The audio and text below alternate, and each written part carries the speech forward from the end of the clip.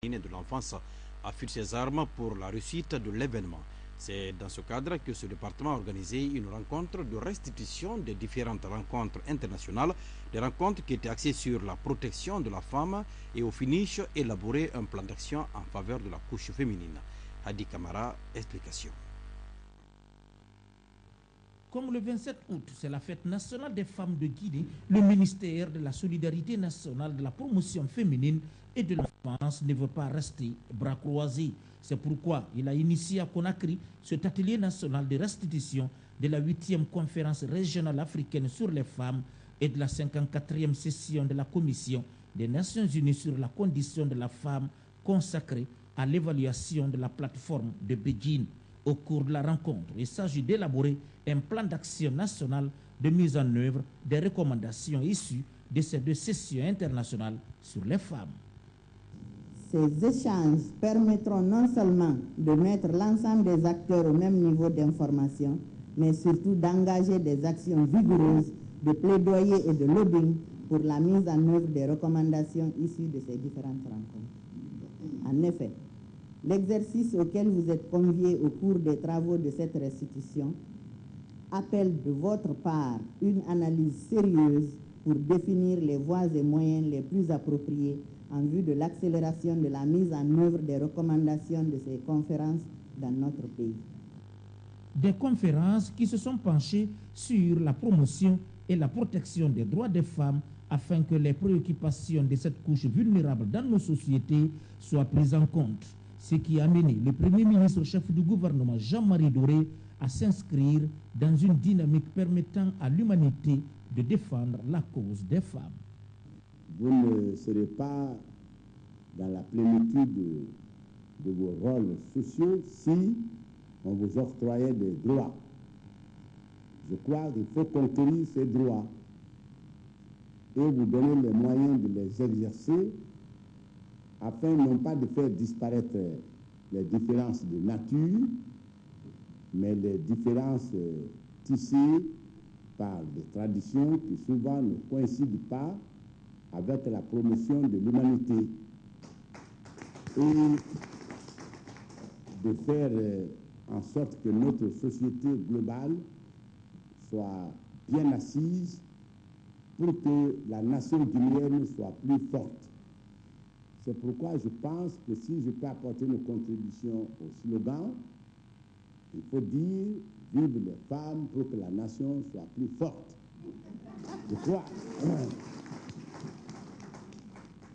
Je crois qu'on ne peut pas enseigner à la femme guinéenne comment se battre. Ce serait redondant.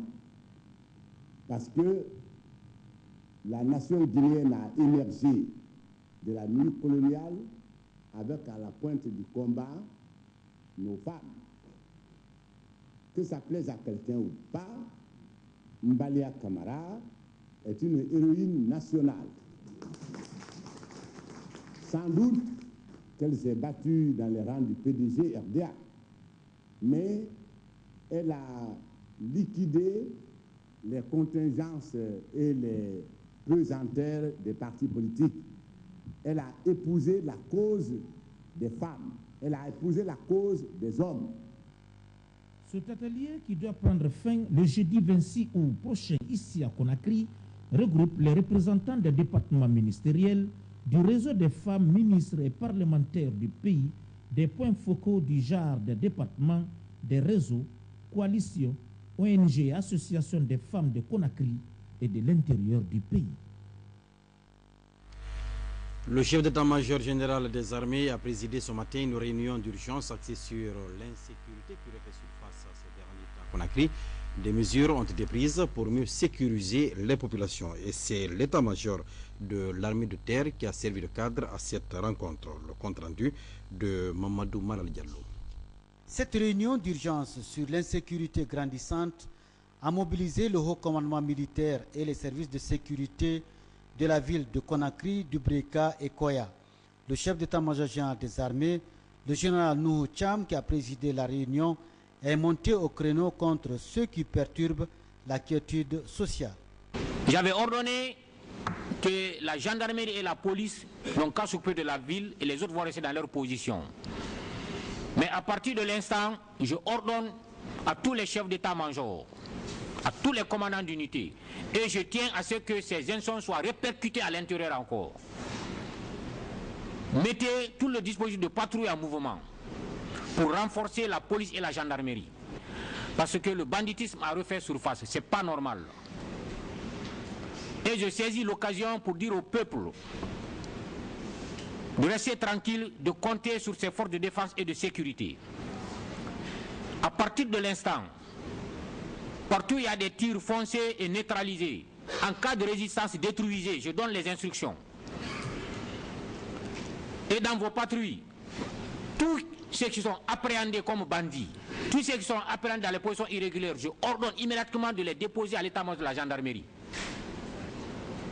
Il faudrait que le peuple se repose tranquillement. Et je saisis l'occasion encore pour dire au peuple de coopérer avec les forces de défense et de sécurité pour la recherche des bandits. Quiconque ils verront dans leur quartier en position irrégulière, le chef d'état-major de la gendarmerie a donné des numéros, il faut appeler. Ou bien discrètement, il faut rendre compte. À l'issue de la rencontre, les services de défense et de sécurité ont pris d'importantes dispositions pour remédier à ce phénomène d'insécurité dans la cité. À noter qu'à cette occasion, le chef d'état-major général des armées a félicité le général Lansana Touré, chef d'état-major de la Marine nationale, pour sa brillante tournée dans ses unités le long du littoral. Je remercie le chef d'état-major de la Marine.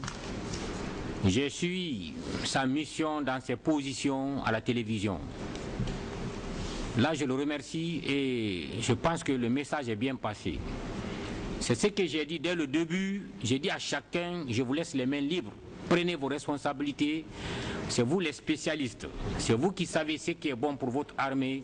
Et vous me remontez l'information. Je prends les décisions.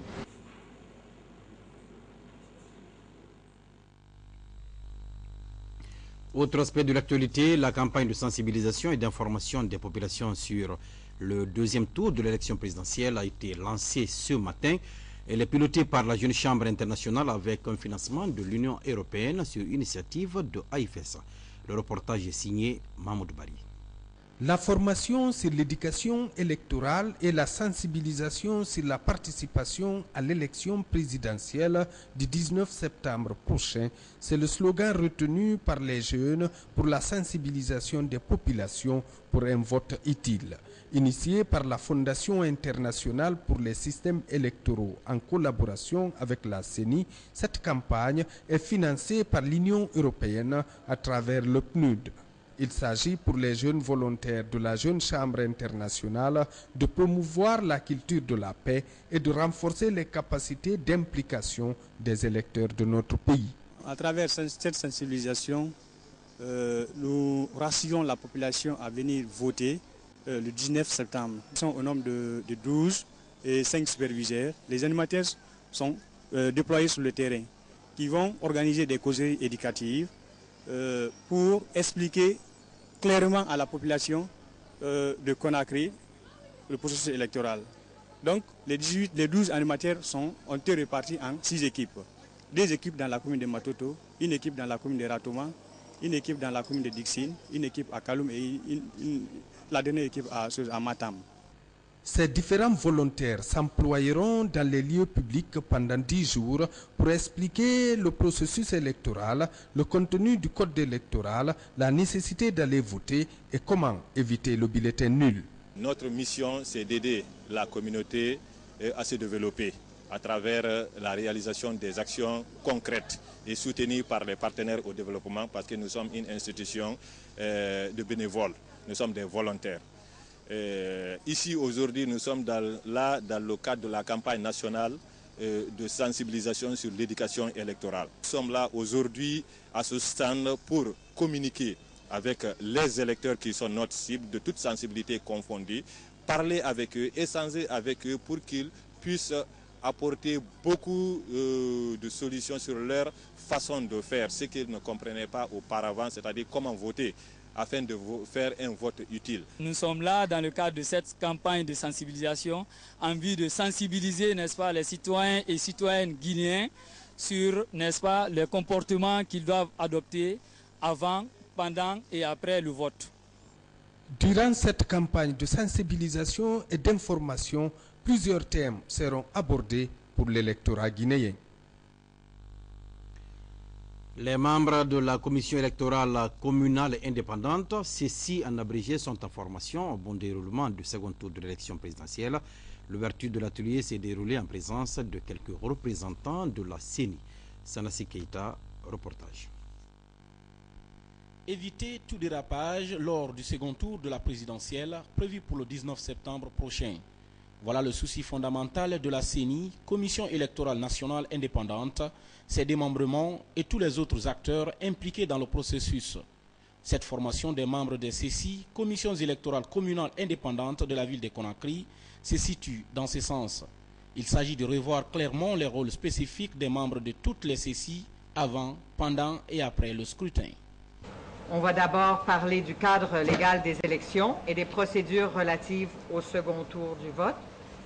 Comme vous savez, on a reçu un code électoral assez tardivement dans le processus électoral. Donc la CENI et le MATAP ont dû prendre des décisions conjointement pour résoudre et arriver à pouvoir gérer le processus. Le code est arrivé par la suite, un code qui a une vision aussi plus à long terme, donc où il y a eu un peu des incohérences entre ce nouveau code et les procédures adoptées par la CENI et le MATAP. Donc tous ces éléments ont porté aussi à confusion pendant le premier tour. Et ce qu'on souhaite vraiment cette fois-ci, c'est bien clarifier ça, bien expliquer ces procédures réglementaires. On a produit un document qui comprend vraiment, je pense, tout ce qu'il faut savoir pour gérer ce second tour. L'enjeu est de taille, car pendant 2 jours, ces membres de la CECI de Conakry vont se familiariser avec les sujets tels le remplissage des PV, la sécurisation des résultats, les rôles et les responsabilités des différents acteurs du processus électoral, le cadre légal de l'élection et les procédures relatives au second tour, ainsi que l'acheminement des résultats du vote. Toutes choses devant leur permettre d'enregistrer les résultats sans l'ombre d'aucune contestation. On sera très exigeant. Nous devons tous être très exigeants auprès des bureaux de vote qui seront installés. Les bureaux de vote devront travailler tout à fait correctement pour éviter tous les dérapages qu'on a connus. La remontée des résultats devra être correctement faite jusqu'au bureau de centralisation. Financée par l'USAID et AIFES Guinée, cette formation permettra à coup sûr de répondre aux besoins de tous les démembrements de la CENI pour devenir enfin des véritables maîtres sur les tâches qui les attendent au deuxième tour, contrairement au premier, qui avait connu certaines irrégularités. Le réseau des femmes de prière pour la paix et le salut des nations vient d'organiser dans la préfecture de Zérékoré une journée de prière, une prière basée sur la réconciliation nationale.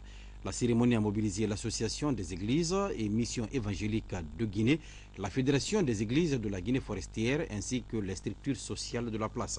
Les précisions dans ce reportage de nos envoyés spéciaux Saint-Martin Fancinadouno, Antoine Makolé. Le réseau des femmes de prière pour la paix et le salut des nations s'engage désormais à prier sans cesse pour la Guinée en cette période difficile. Des prières qui visent à débarrasser les Guinéens de l'ethnocentrisme, du tribalisme, du régionalisme, de la discrimination, bref, de tous les maux dont souffre le pays. C'est dans ce sens que le réseau a organisé à la cathédrale de Zérékoré une journée de prière dédiée à la paix et à l'unité nationale. Ce sont toutes les églises de la Guinée forestière, y compris la mission catholique, qui ont pris part à cette série de prières. Près de 1400 fidèles associés aux groupements sociaux de la région forestière ont chanté les louanges de Dieu et ont fait des prières prophétiques.